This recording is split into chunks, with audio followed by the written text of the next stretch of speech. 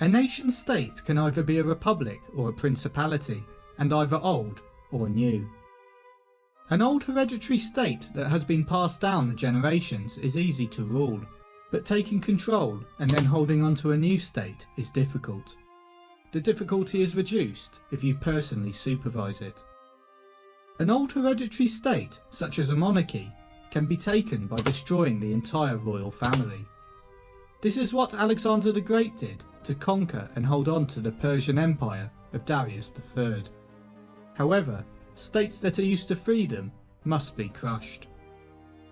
For those who are not yet princes, it is possible to rise to become one by carrying out 2 steps. Follow the example of those in the past who saw their opportunities, and be well armed. To keep hold of a new state securely, all resistance must be destroyed by using cruel, swift and firm methods, but then benefits to the people should be given gradually.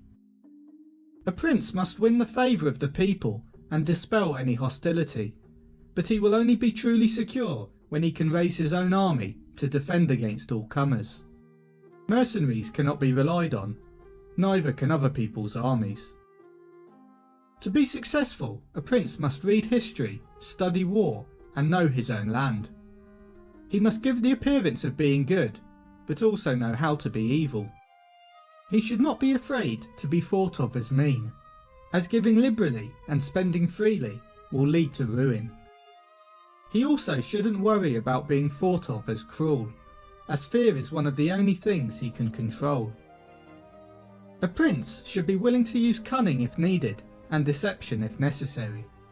He may or may not be loved, but as long as he is not hated, he is secure. Fortresses are of little use, as even though they can be used to defend against outsiders, they do not stop you being betrayed by your own people. A prince must be purposeful, determined and unwavering. He must clearly follow one path or another. He should encourage art and craft, commerce and agriculture, entertain his people with spectacles and festivities, rewarding those who honour his state. Only capable servants should be used by a prince, and he should keep them under control. Anybody who flatters must be avoided. Machiavelli claimed that the once powerful princes of Italy lost their power not through misfortune, but by their own inaction and indecisiveness.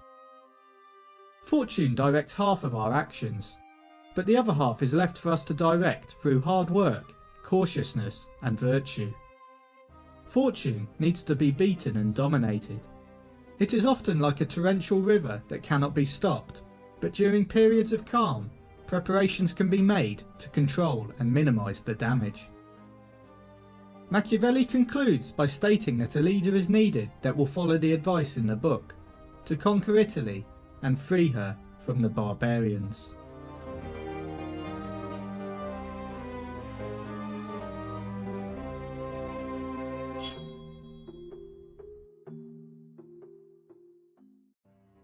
In 1453, Mehmed the Conqueror was nearing the end of his conquest to bring an end to the Eastern Roman Empire.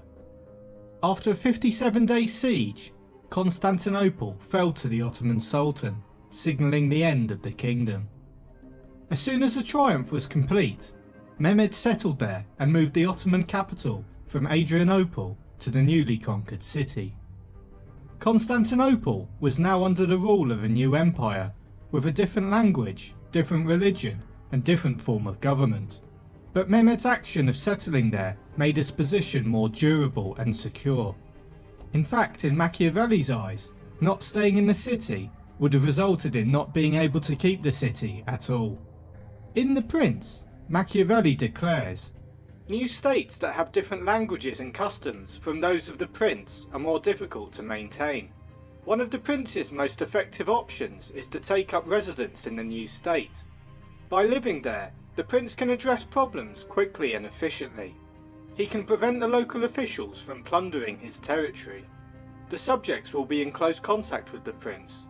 Therefore, those who are inclined to be good will have more reason to show their allegiance to the prince, and those who are inclined to be bad will have more reason to fear him. Invaders will think twice before attempting to take over the state." A situation where a business or territory is acquired, containing different laws, languages or customs, will bring with it many difficulties. What is needed to keep hold of them is considerable energy and a substantial amount of good fortune. However, being present in the new area is one of the greatest helps to achieve this aim. It allows a ruler to regulate, repress and control whatever they feel is necessary. Machiavelli gives some clear advice that is still beneficial today, especially for either a politician who may have to deal with state departments, committees and think tanks, all pushing in different directions with varying agendas, or a person in business who has to deal with various divisions which have different strategic goals, or takeovers in a company which have existing allegiances. In these situations, you need to make your presence known, not just once or twice, but constantly. Get hands-on so you can deal immediately with any challenges as and when they occur. Do not risk them increasing in severity by putting them off until later. If one is on the spot, disorders are seen as they spring up and one can quickly deal with them. But if one is not at hand, they are heard of only when they have become serious, and by then it is too late. In today's world, being physically present is not always possible. If you have national or international responsibilities, you can't be in more than one place at once. Being present today means being engaged and informed. To lead, you must make yourself available and be prepared to show the way for others. Many high-flying CEOs are up early sending emails and working late into the night, answering questions and offering their observations. Failure to be engaged, according to Machiavelli, spells doom. It is easy to get excited about the possibilities of the future, but the main priority should be to manage the here and now. If today is not managed well, the visions and dreams of tomorrow will never become reality. Machiavelli urges you to live for today, for the present, rather than for tomorrow. How one lives is so far distant from how one ought to live, that he who neglects what is done for what ought to be done, sooner effects his ruin than his preservation. Louis XII of France made several mistakes according to Machiavelli when attempting to occupy Milan and other Italian land. Not being present in territory with largely different customs and language was just one of them. King Louis entered into Italy at the request of the Venetians, who were campaigning against Lombardy and wanted an ally. By conquering Lombardy, Louis gained the friendship of many surrounding small states. However, instead of allying with them, Louis decided to partner with Pope Alexander VI, who was far more powerful. He decided to crush the small powers rather than the large ones, which led him to be alienated and weakened his position. As a politician and leader, the Pope had vastly expanded the power and territory of his Catholic Church, and Louis XII had helped him do that. Machiavelli points out that by making others more powerful, you weaken your own position. Whoever is responsible for another's becoming powerful ruins himself. By bringing in a foreign power instead of guarding against them, Louis XII made another mistake. Many residents of Milan that were not happy with King Louis were drawn to the Pope, simply as a result of the hatred they felt against their current ruler. As he did not live in Italy, he could not quickly deal with these issues, and as he did not establish any colonies there, wasn't able to increase his influence in the area. Eventually, he ended up losing all his Italian territories.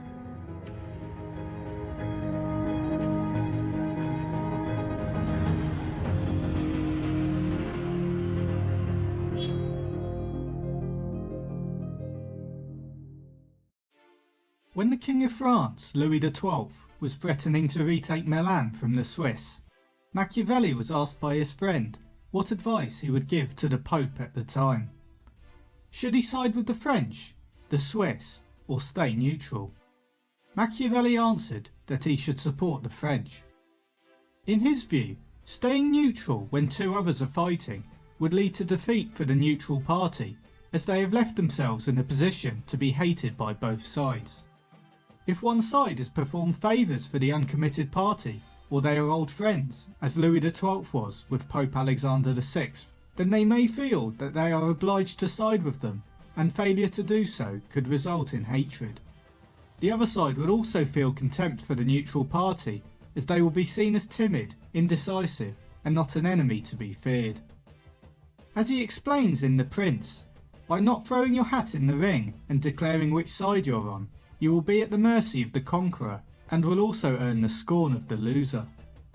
A prince is also much respected, but he is either a true friend or a downright enemy. In other words, when he declares himself without any reservation in favour of one party against the other. This will always be more favourable than remaining neutral. It's fair to say that Machiavelli was not a fan of neutrality as a policy, as it often leads to weakness. He identifies indecision as a destructive vice in a leader. There is an obvious risk associated with picking a side, but to not pick a side is indecisive, unforgivable, and eventually fatal in his eyes. Action is often preferable to inaction, even if it leads to eventual defeat. Princes who are irresolute usually follow the path of neutrality in order to escape immediate danger, and usually come to grief. That's not to say you should just pick any old side. It matters who you choose as friends and as enemies too. But in the event of your side losing, people will still recognise that you took a firm stand on the issue. By being hesitant, differing, or just preferring to wait and see what happens in a situation, both the winners and losers of a conflict will regularly come to dislike you. It will always be more advantageous for you to declare yourself and to wage a vigorous war. If you do not declare yourself, you will invariably fall prey to the winner, which will be to the pleasure and satisfaction of the loser, and you will have nothing nor anyone to protect or to shelter you. If an issue needs dealing with, a decision has to be made, regardless of how uncomfortable or controversial it may be.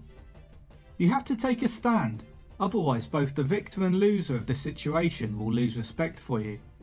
A prince is respected most when he reveals himself to be either a true friend or a real enemy.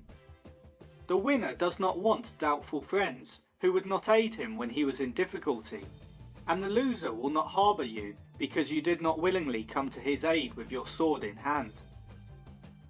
Postponing a decision should only be done if it provides you with a strategic advantage. Overusing this tactic, however, will soon show you as indecisive. Machiavelli recommends bold action, as when all is said and done and the dust has settled, indecisiveness may lead to finding yourself without any friends. So when following Machiavelli's general rule on avoiding neutrality in your affairs, which side should you choose? If you are able to avoid it, he states you should not ally with a side more powerful than your own. The reason being that, if they win, you may then be in their power. However, there have been scenarios since Machiavelli's death that have questioned his judgment, as he may have overlooked the value of showing discretion as a leader.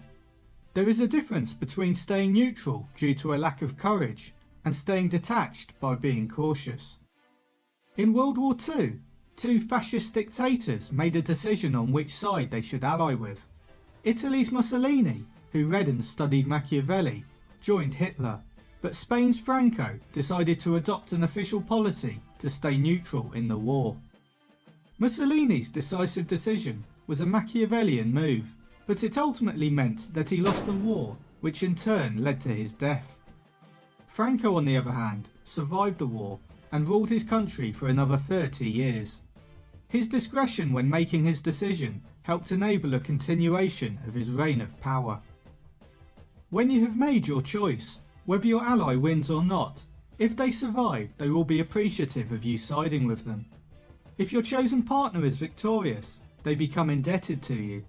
If defeated, they may protect you until you can rise again, and the bond of friendship between you will grow stronger. Despite generally taking a negative view of human behaviour, Machiavelli does see a positive reaction in this situation, observing that men carry enough honour and gratefulness to not immediately turn on their allies.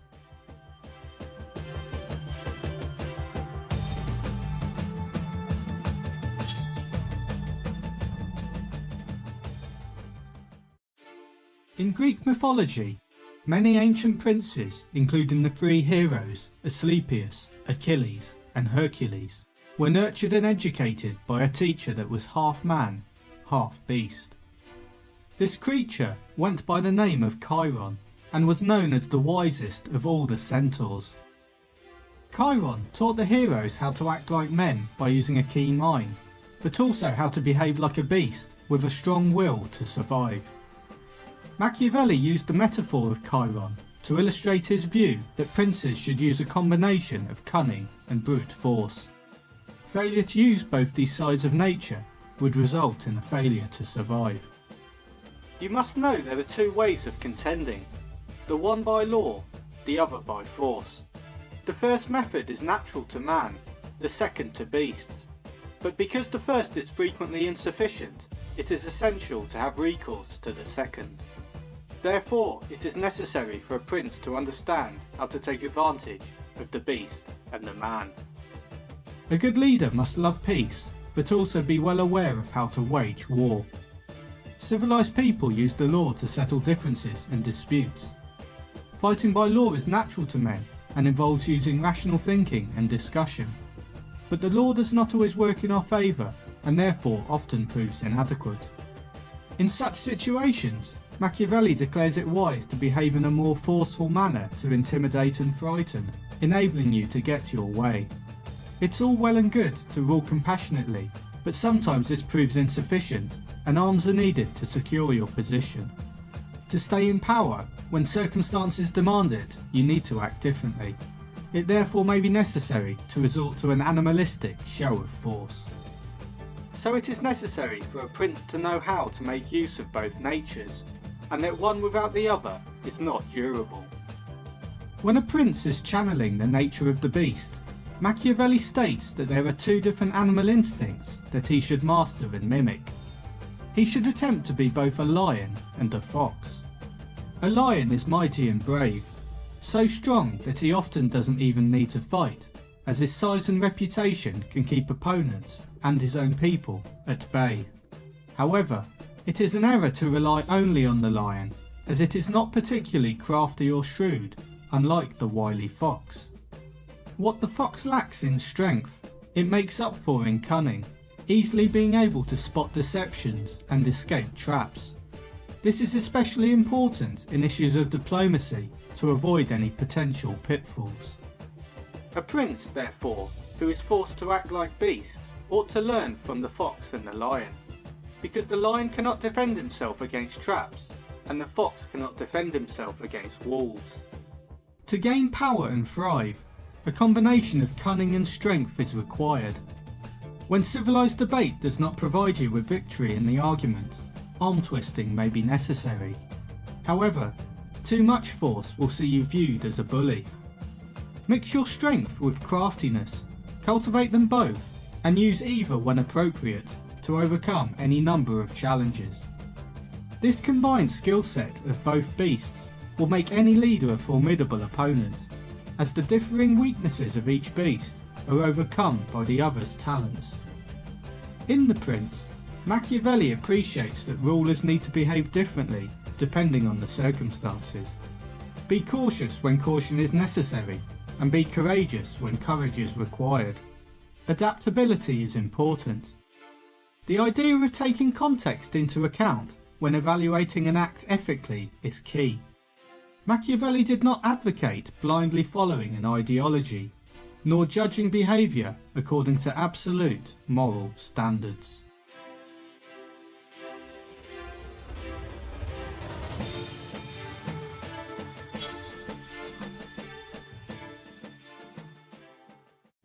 Machiavelli states that princes can come into power by various different methods, by skill, by luck, or through being elected by their fellow citizens.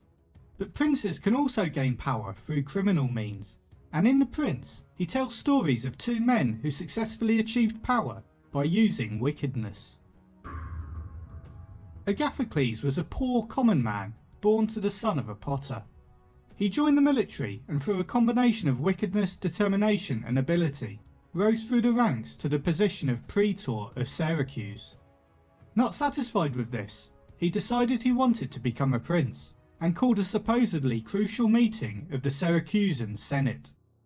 Once everyone had assembled, he gave the signal to his soldiers, who executed all the senators and rich men of the state. This act of cunning and deception enabled Agathocles not only to become king of Syracuse, but to control the state without any serious threat to his absolute power. He even managed to withstand a Carthaginian siege on his city. A more recent illustration of grabbing power by evil means is the case of Oliverotto da Fermo. Made an orphan as a child, he was raised by his uncle before being sent to military school. He was intelligent, strong and fearless, which helped him become a prominent soldier. However, he too decided he wanted to be a commander rather than being commanded, and arranged with his allies to take over the city of Fermo. Writing to his uncle telling him he wanted to visit, Oliverotto returned to Fermo, bringing with him his loyal soldiers. As part of his homecoming, he arranged a banquet inviting many important nobles and local politicians in the town. After the banquet, Oliverotto spoke in praise of the ruler, Pope Alexander VI, and his son, but mid-conversation his soldiers came out of secret hiding places and killed all the guests, including his uncle. After the slaughter, Oliverotto went on to besiege Fermo and seize power. He scared the people into forming a new government in which he was the prince, and continued to terrorise the city into obedience.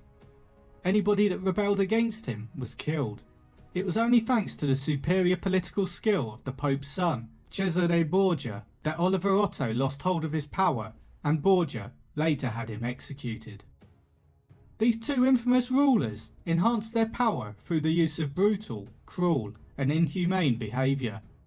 Agathocles' courage and ability made him a prince and commendable in Machiavelli's eyes, but his behaviour was not virtuous and his methods lacked honour. In other words, he got the power but not the glory, and therefore didn't get Machiavelli's true respect and full admiration. Machiavelli neither praises nor condemns the method of grabbing power through wickedness. He simply states that this tactic is criminal and dishonest, but ultimately works. Ignoring morality and only concerned about efficiency, Machiavelli believed there are good and bad ways to be cruel, and sometimes force or violence is needed to secure your position as a prince. However, once that has been achieved, you must stop and let the situation heal. A good act of cruelty has to be done all at once and then immediately end, without the need for any further crime. A bad cruelty is one that becomes a messy business by requiring repeated criminal behaviour. By continuing to inflict pain and suffering on the people, they will never support you. So it should be noted that when he seizes a state, the new ruler must determine all the injuries that he will need to inflict. He must inflict them once for all, and not have to renew them every day, and in that way he will be able to set men's minds at rest, and win them over to him when he confers benefits. Whoever acts otherwise, either through timidity or bad advice, is always forced to have a knife ready to his hand, and he can never depend on his subject because they, suffering fresh and continuous violence, can never feel secure with regard to him. The long-term success and security of the state was Machiavelli's main concern. For this reason, despite using a similar method to gain power, he believed Agathocles' use of violence may have been justified, whereas Oliverotto's was not. Agathocles ended his use of force soon after he took control, once he had established order and secured the state. As a result, the local population supported him, and they helped save the state against attackers. Agathocles' evil acts saved the state and ultimately benefited the people. Therefore, for Machiavelli, the ends could justify the means. Oliverotto, on the other hand, continued to behave in a cruel and wicked manner. Because of this, the people of Fermo did not support him and did not defend the city against opposition. By being unable to save the state, Oliverotto's behaviour was not justified, and the ends could not justify the means. The ultimate goal for Agathocles was the greater good of the state. Oliverotto's only goal was to better himself. Villains are able to hold power successfully by exploiting their crimes well. Failure to act swiftly and decisively will mean you'll always have to be on your guard, as someone can be plotting against you. Machiavelli's lesson for a prince is this: commit all your cruelties at once. That way less overall offence is taken by the victims, as each separate crime or injury is felt less. A swift, decisive strike is less painful than 1,000 small cuts. Conversely, distribute benefits to people over time and in small amounts, ensuring they're appreciated more. By giving out too much at once, people will expect more later. Violence must be inflicted once for all. People will then forget what it tastes like and so be less resentful. Benefits must be conferred gradually, and in that way they will taste better. Modern politics contains many figures that came to power in ways that echo Machiavelli's examples. Many past and current national leaders have exploited people, committed atrocities, and maintained their power through deception and killings. In today's world, cruelty and politics still often go hand in hand. Machiavelli's teachings can help you better evaluate today's politicians by analysing their cruel behaviour. However, Machiavelli could not foresee modern technology and its influence on a totalitarian state. Cruelties can now be committed in the same way that Oliver Otto did, continuously, using technology to easily control and repress the people, allowing tyrants to reign for a generation or more. So how should a prince conquer a new state? According to Machiavelli, he should eliminate the entire old ruling family. This will remove the greatest threat to power. In the Russian Revolution of 1917, the Bolsheviks, led by Lenin, not only executed the Emperor of Russia, Nicholas II, but also executed Machiavelli's tactics by murdering his entire family. If you inflict small or non-lethal injuries on your rivals, you run the risk of angering them but not removing the problem, which in turn could encourage and allow them to seek revenge. A prime example of this was the battle in China between the nationalists and the communists. The nationalists had the smaller Red Army on their back foot. The Red Army began a military retreat known as the Long March to get away.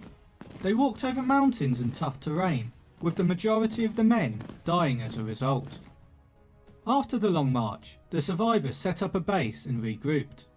Mao Zedong acted as a leader on the retreat and rose to power, plotting and planning revenge for the next decade. It ultimately led to the Chinese Communist Revolution of 1949, where Mao and his army took power and eliminated the nationalists completely, forcing them to withdraw to Taiwan. One has to mention that men should either be well treated or crushed, because although they can avenge themselves of lighter injuries, of more serious ones they cannot. Therefore the harm that is done to a man should be so serious that one does not stand in fear of revenge. This is ruthless advice from Machiavelli. It uses logical reasoning but lacks any consideration of ethics. His binary choice for leaders of treating people well or destroying them is cynical realism, as anything in between could create strong enemies.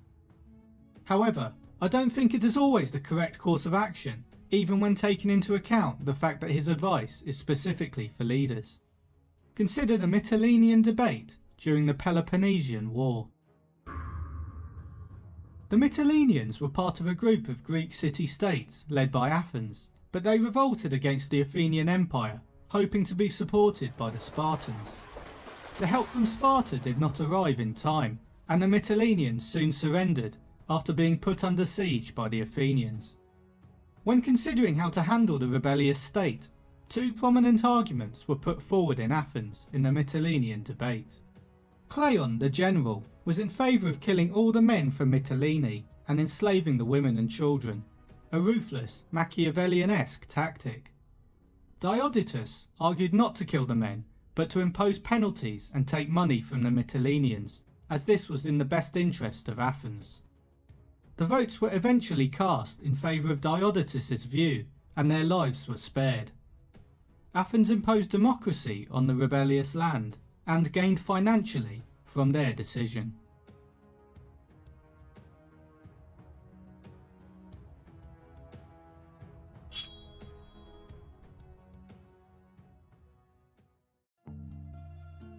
Louis XII invaded Italy in an attempt to get a foothold in the country. Italy at the time was not a united land and was made up of several city-states. Louis first conquered Milan before continuing forward into Florence and Rome. Wishing to then conquer Naples, Louis allied and received help from the Spanish and divided the Kingdom of Naples with the King of Spain. However, the agreement did not take long to fall apart. The next few years saw the Spanish fight against the French and successfully take Naples from the French king.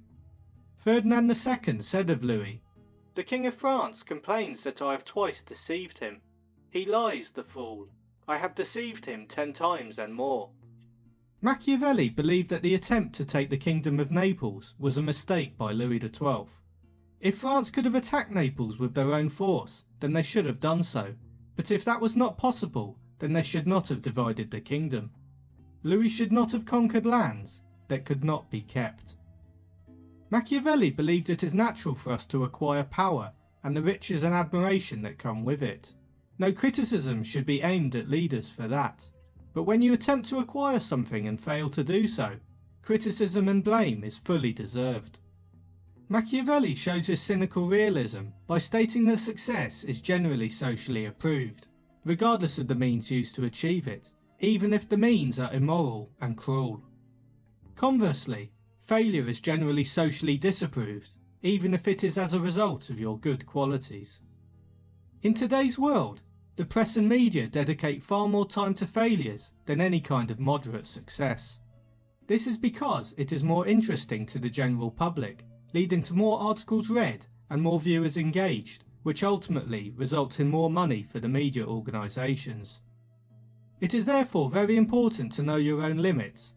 Pursuing higher targets and failing could result in disapproval. The wish to acquire is in truth very natural and common, and men always do so when they can, and for this they will be praised, not blamed.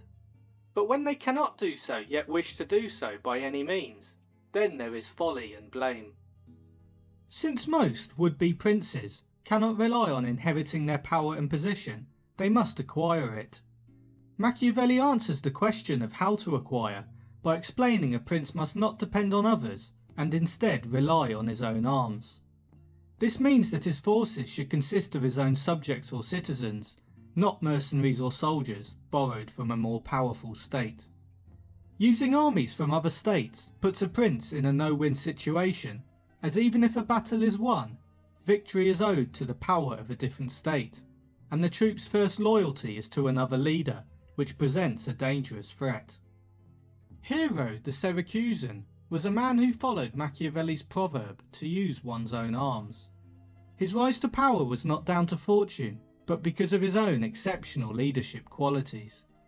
Having begun life as an ordinary citizen, he was made head of the army by the Syracusans, who were persecuted at the time, and was later rewarded by being made a prince. Hero was a tyrant and not afraid to use cruelty. He replaced his old army with his own soldiers. He realised that mercenaries were of no use, and as he could not keep them or risk letting them go, he had them all killed. By relying on himself and his own troops, once he had acquired his kingdom, he had no trouble in keeping it.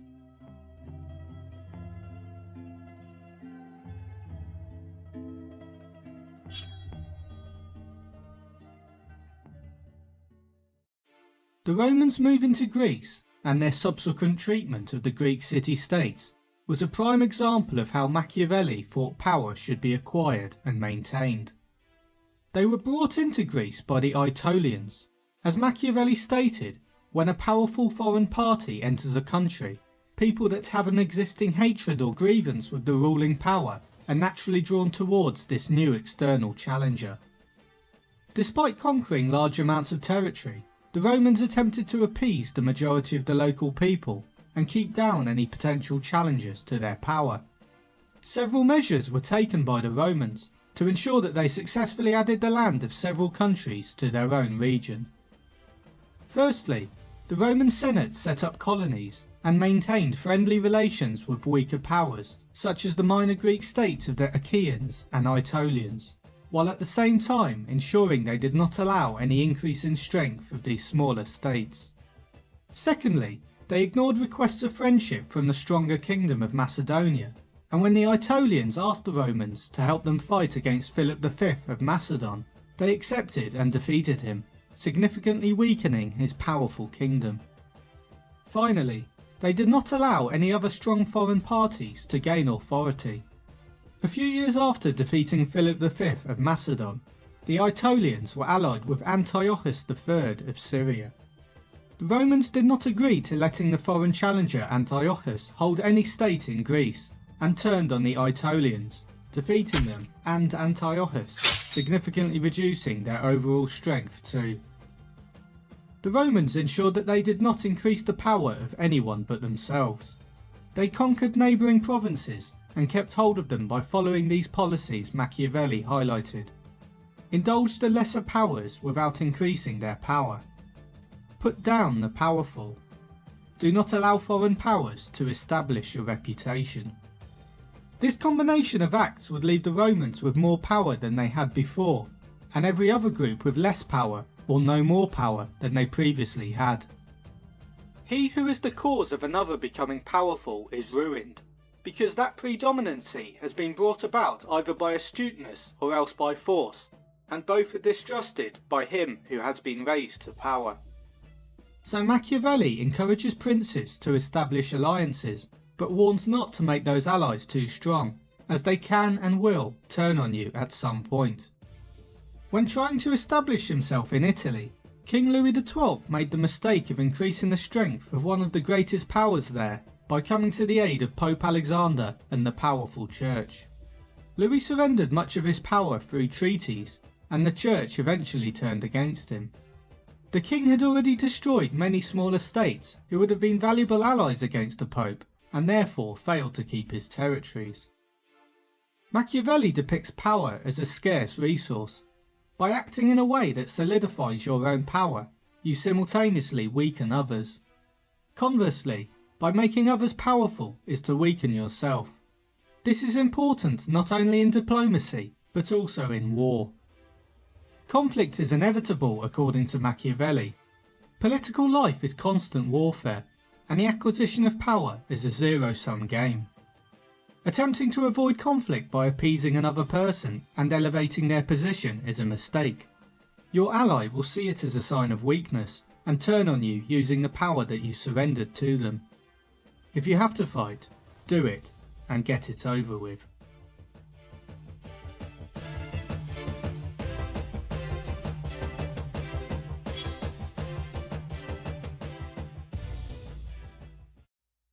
When discussing whether it is better to be feared or loved, Machiavelli talks of two great military leaders, the Roman general Scipio Africanus and the Carthaginian general Hannibal. Scipio was seen as a great commander and was held in high esteem by his men, but even though they respected him, they did not fear him. Machiavelli said that one of the implications of having such a reputation was that Scipio is limited in the range of actions available to him. Some military and political strategies and tactics he could not use, as it would damage his reputation, which was seen as spotless among his soldiers and the wider population. While he was in Spain, the troops under Scipio's command rebelled. This mutiny occurred because of the discipline being too slack rather than too tough. Scipio was not willing to punish them for their behaviour. At the time, when Rome was a republic, kindness, generosity and showing mercy were seen as virtues rather than faults. Scipio was forced to be merciful in this situation to keep himself popular as a leader. This led to his army not fearing him as much, and as a result they were more prone to mutiny. By enforcing some forceful discipline and instilling some fear into his men, he could have brought them under control, but he didn't, and Machiavelli criticises him for it. No prince should mind being called cruel for keeping his subjects peaceful and loyal. Hannibal was described as a cruel leader by Machiavelli, who believed this character trait was an asset in his position. The general's army was far more diverse than Scipio's, and they travelled a further distance to foreign lands. To avoid internal conflict and mutinies amongst the troops, a feared but respected leader like Hannibal was needed. In The Prince, Machiavelli argued that it was better to be feared than loved, and in this regard Hannibal had a strong advantage over Scipio. His ability to instill fear into his men and followers helped him to command a huge army and an expansive empire. Among the wonderful deeds of Hannibal, this one is enumerated, that having led an enormous army, composed of many various races of men, to fight in foreign lands, no dissensions arose either among them or against the prince, whether in his bad or in his good fortune. This arose from nothing else than his inhuman cruelty, which, with his boundless valour, made him revered and terrible in the sight of his soldiers, but without that cruelty, his other virtues were not sufficient to produce this effect. Being brave or good at your job as a leader or boss is not enough to secure the loyalty of your workers. Strength and discipline is required to keep them under control. Good leaders are admired, but strong leaders are obeyed and respected. Being over-compassionate enables unrest and disorder.